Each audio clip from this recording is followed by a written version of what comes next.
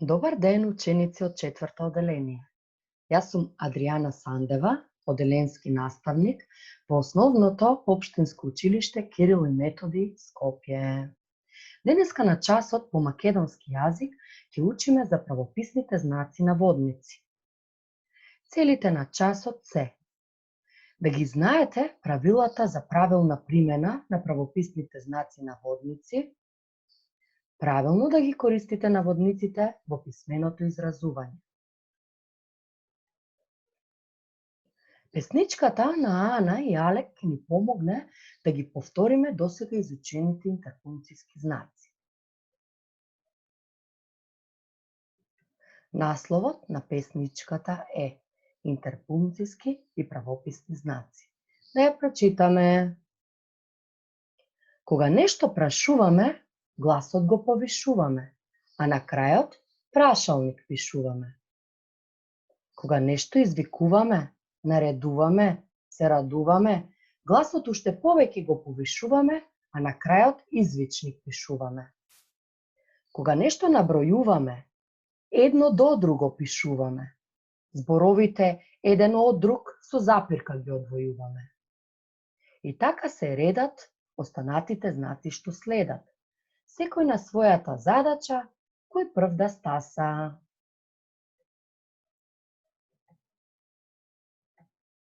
Кои интерпункцијски знаци ги знаеме, ученици? Кој е овој интерпункцијски знак и каде се употребува? Ова е прашалник. Тој на крајот од прашалната реченица и се користи кога поставуваме прашање. Така е. Кој е следниот интерпункцијски знак и каде се употребува? Црта цртичка се користи при набројување или помеѓу два броја. Одговорот е точен. Кој е следниот интерпункцијски знак и каде се употребува? Извичник.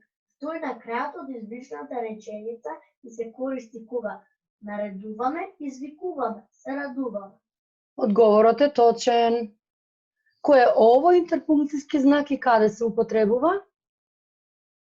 Ова е точка.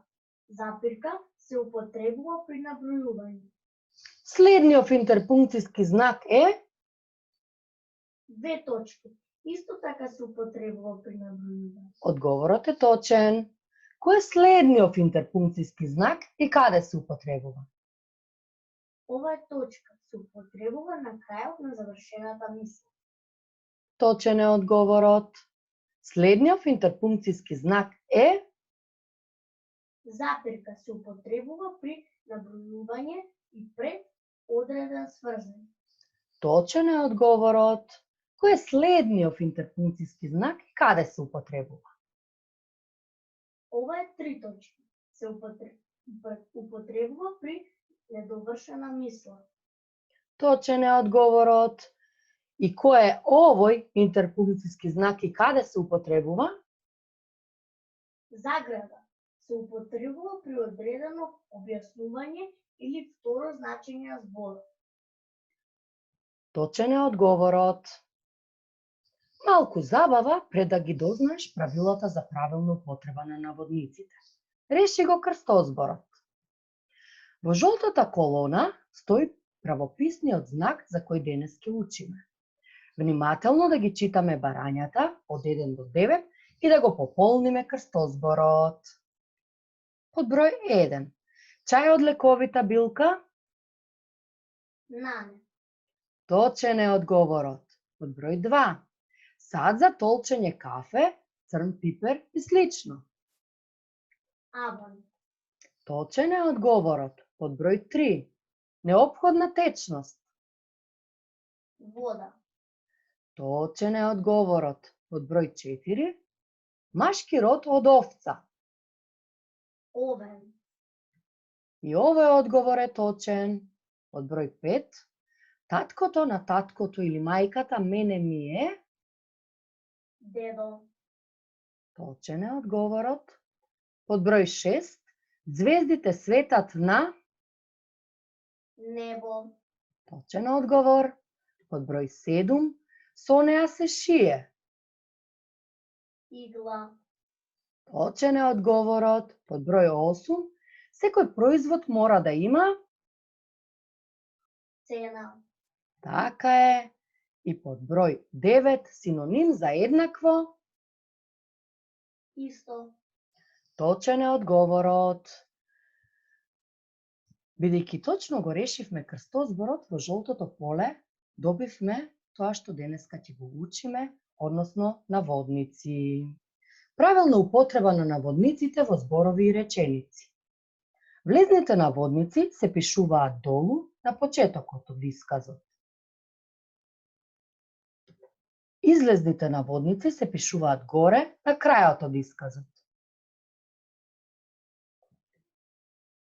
Правило број 1 за правилна употреба на наводниците е кај наслови на книги, списанија, весници. Примери. Ја купив книгата Готварски сказни од Славка Манева.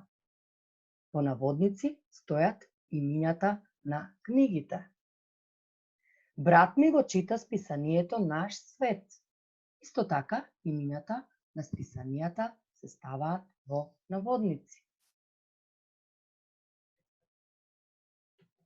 Правило број 2 за правилна употреба на наводниците е кај имиња на емисии, филмови, театарски представи, манифестации. Примери. Ќе пеам на Златно Славејче. Името на манифестацијата се става во правописни знаци наводници. Мајка ми вечер ќе ја гледа операта Травијата. Имињата на оперите исто така се ставаат во правописни знаци наводници. Многу ми е интересна емисијата Ај ти замижи. Имињата на емисиите исто така се ставаат во правописни знаци наводници.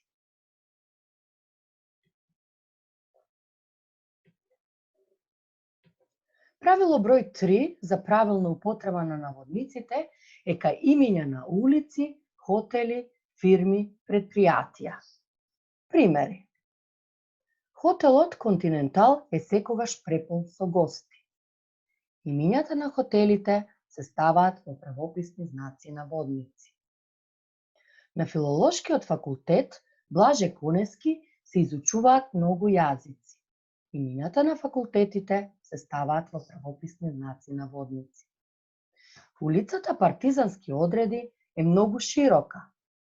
Исто така, и имињата на улиците се ставаат во правописни знаци наводници. Правило број 4 за правилна употреба на наводниците е кога се наведуваат туѓи мисли и зборови. Пример. Дедо секогаш ни велеше: кој не слуша мајка, многу ќе страда во животот. Кога цитираме туѓи зборови, ги ставаме во правописни знаци наводници. Ана и Алекс се повторно тука да видат колку сте научиле за правилна употреба на наводниците. Тоа ќе го провериме со активноста детектив на зборови во реченици. Реченица.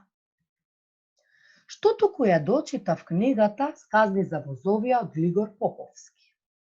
Што мислите, ученици? Кај кои зборови во оваа реченица треба да се употребат правописните знаци наводници? Кај зборовите сказни за возовија. Точен е одговорот. Секогаш имињата на книгите ги ставаме во правописни знаци наводници. Следна реченица. Глигор Поповски е добитник на наградата Курирче. Кај кои зборови во реченицата мислите дека треба да се употребат правописните знаци наводници? Кај зборот Курирче. Точен е одговорот. Секогаш, ученици, имињата на наградите треба да ги ставаме во наводници. Следна реченица. Мојот другар живее на улица Гоце Делчев. Кај кои зборови во реченицата мислите дека треба да се употребуваат правописните знаци наводници? Кај зборовите Гоце Делчев. Одговорот е точен.